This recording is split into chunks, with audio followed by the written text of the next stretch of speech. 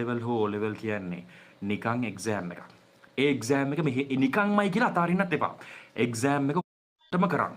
හොඳටම පාස් වෙන්න. මොකද එක්සෑම් එකකින් තීරණ ගන්න සමාජය තාම ඉන්නවා. හැබැයි එක්සෑම් එක කොහොම වුණත් ඔයා ෆවුන්ඩේෂන් එකක් කරලා ඔයා කෝස් එකක් කරන්න. ඉස්සෙල්ලා කෝස් කිව්වේ ඔයා ඩිග්‍රී ප්‍රෝග්‍රෑම් එකක් කරන්න ඕනේ. හරිද? ඕගොල්ලෝ ගෝල් එකක් හදාගන්න. ලයිෆ් එකේ ඔයා මෙහෙම කෙනෙක් වෙනවා. මෙහෙම කෙනෙක් වෙනවා. මොනවා වුණත් ගෝල් එකට යන්න. ඔයා මීඩියා ඉන්ඩස්ට්‍රි එකේද ඔයා පත්‍රයට ලියනවද ඔයා පොල් කැඩුවත් ඒක ඩ්‍රීම් එකක්. ඒක තමයි ඩ්‍රීම් එක. පොල් කඩන එක නම් ඒක ඩ්‍රීම් එකක්. හරිද? අගෞරව කරන්න එපා කිසිම කෙනෙකුට. අනිත් එක ඕගොල්ලෝ ලියන්නේ much love ආදරේ. හරිද?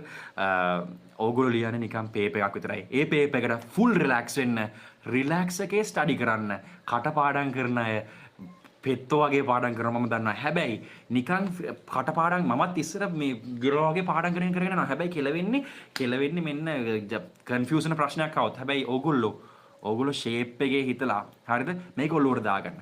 මේක ඇපල් ගෙඩියක් නම් ඇපල් ගෙඩියක්. ඒක රතු පාටයි. ඒක ඩිස්ක්‍රිප්ටිව් වෙන්න. හරිද? ඇතුළට බහින්න.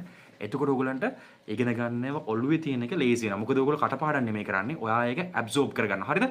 එක්සෑම් එක ඊසි ගන්න. එක්සෑම් එකේ chill වෙන්න. අන්තිම දවසේ නම් පාඩම් කරන්න හදන්න එපා. අන්තිම දවසේ chill එකේම ඉන්න. ඔයා රිලැක්ස් වෙන තරමට ඔයාගේ මේ බ්‍රේන් එකේ තියෙන මසල්ස් ටික රිලැක්ස් වෙනවා.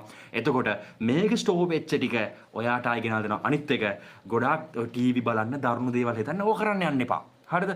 ෆුල් රිලැක්ස් ඉන්න. මෙහෙම ගත්තා. මෙහෙම අතෑරියා. හැබැයි ඉගෙන ගන්න ඒවා මෙතෙන්ට අරගෙන තියාගන්න. හොඳ නිින්දක් ගන්න. නිින්දක් ගත්තට පස්සේ ඔක්කොම මොලේ ස්ටෝර් කරනවා.